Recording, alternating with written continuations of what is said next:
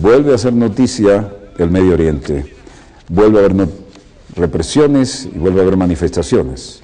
Ahora aparecen nuevos lanzadores múltiples de gas y como en el muro de Berlín en 1989, que era bastante más pequeño que este y menos tecnificado, el de Beilín, ahora en el 2009, Beilín es una aldea palestina, parece que fue objeto de un ataque no armado de parte de los militantes palestinos. Y el resultado ha sido que, con cierto ingenio y en forma simbólica, se llevaron por delante, pese al gas que llovía sobre la zona, uno de los componentes de este muro de alta tecnología. Los jóvenes palestinos abrieron una brecha en el muro de Israel en Cisjordania y enmascarados removieron una sección del muro de seguridad que tiene una altura de 6 metros. El de Berlín se podía ver sobre él con una simple escalerita, ¿no? Este tiene 6 metros y la protesta recuerda la caída del muro de Berlín, hito del cual este mes se van a conmemorar 20 años. Mientras los guardias fronterizos israelíes lanzaban gas lacrimógeno y un spray muy fétido, está detrás del alto muro de concreto, los manifestantes hacían placas y palancas bajo unos paneles prefabricados y utilizaban un gato hidráulico para sacarlos de su posición. Este joven aseguraba que seguirían tratando de evitar cualquier razón y sentido a esta forma de dividir el territorio palestino y a la invasión de sus ancestrales territorios, donde por generaciones han cultivado los olivos, y decidieron hacer un ataque simbólico, que hasta ahí dio algún resultado, por lo visto. El panel fabricado en la forma de T y de la misma que instaló Alemania Oriental en 1961, fue movido hacia el lado israelí, pero no cayó completamente. Los jóvenes dispersaron cuando los guardias israelíes que estaban atrás del muro se apresuraron a cerrar la brecha. El denso humo negro de un montón de neumáticos quemándose que fueron encendidos por los jóvenes se mezclaba con la blanca estela de humo del gas lacrimógeno que lanzaban los israelíes. Israel comenzó a construir su barrera de cercos y muros durante el momento más importante de la intifada, que comenzó en el 2000, y actualmente se extiende por la mayor parte de la frontera cisjordana, invadiendo totalmente los sectores palestinos. Ahí en esta protesta decían el muro de Berlín en el 89 y Beilín en el 2009. Nubes cargadas de spray altamente fétido que está en poder de las fuerzas de seguridad para estos casos, cayeron ahí. Y aquí aparecieron en Nablus manifestantes y pacifistas. Este hombre de la silla de ruedas aparece en toda manifestación en primera línea, ¿no? También activistas que apoyan la causa palestina que llegaron de la Unión Europea. En este punto se produjo lo de siempre cada viernes, ¿no? Y desde luego, mientras esto ocurría, aparecieron las fuerzas de militares de Israel y de alguna manera se controló el orden. Todos los viernes alguien comienza esta manifestación y definitivamente decidieron esta vez que se llevaban por delante las rocas con que habían bloqueado, las gigantescas rocas que habían puesto ahí colonos y fuerzas de seguridad para bloquearle los caminos tradicionales y seculares en los que se desplazaban antes libremente los palestinos en su territorio. Les decía que todo esto ocurre mientras en las Naciones Unidas se desarrolla un debate sobre si la Asamblea General debía traspasar o no el informe Goldstone al Consejo de Seguridad de la ONU. El hecho es que hubo sobre 192 naciones, 114 que dieron la aprobación.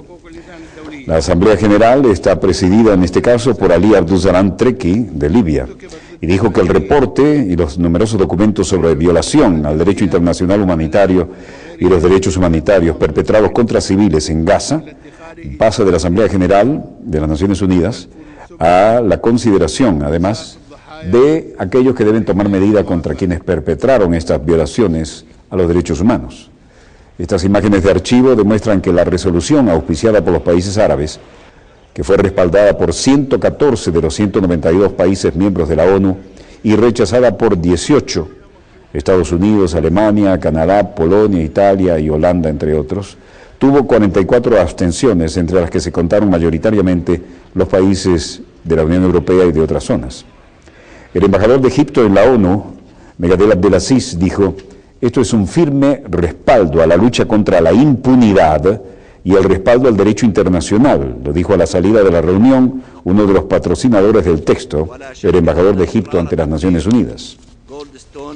Por su parte, el representante palestino, Riyad Mansour, dijo: no hay duda de que el Consejo sobre los Derechos Humanos le ha dado su apoyo al informe Goldstone y constituye un significante paso para terminar esta insidiosa cultura de la impunidad que ha prevalecido por demasiado tiempo, asegurando que no habría que rendir cuentas cuando se perpetraban crímenes, asegurando justicia para el pueblo palestino, que largamente ha sufrido una grave injusticia desde mucho tiempo atrás. Luego le tocó hacer uso de la palabra a la representante ante las Naciones Unidas del Estado de Israel, Gabriela Shalev, y ella señaló que el informe Goldstone nació en el odio y fue preparado en el pecado. Pero el informe Goldstone, a quien hemos visto aquí recorriendo estas destrozadas áreas de la Franja de Gaza, tiene la finalidad de que se lleven a juicio aquellos responsables del excesivo uso de fuerza en zona civil, del hecho de que había un 42% de bajas entre niños y mujeres y no combatientes, y además el hecho de que se destruyeron blancos indudablemente civiles y de ningún valor militar, además de que se utilizó gente para tratarlas como escudos humanos después que las tomaban como prisioneros las fuerzas israelíes mientras avanzaban. Por lo que respecta a la posición israelí, Gabriela Shalev, en su discurso ante la Asamblea, atacó tanto el informe de Goldstone y el organismo internacional que lo solicitó como irremediablemente contaminados y torcidos de hecho y de derecho. La embajadora también acuñó una frase que ha servido para muchos titulares: nació en el odio y fue preparado en el pecado.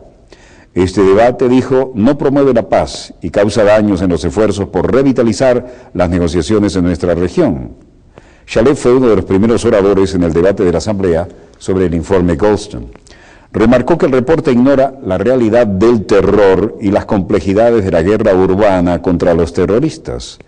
También desestimó que el panel del informe Goldstone era un órgano politizado y con conclusiones predeterminadas, según ellas.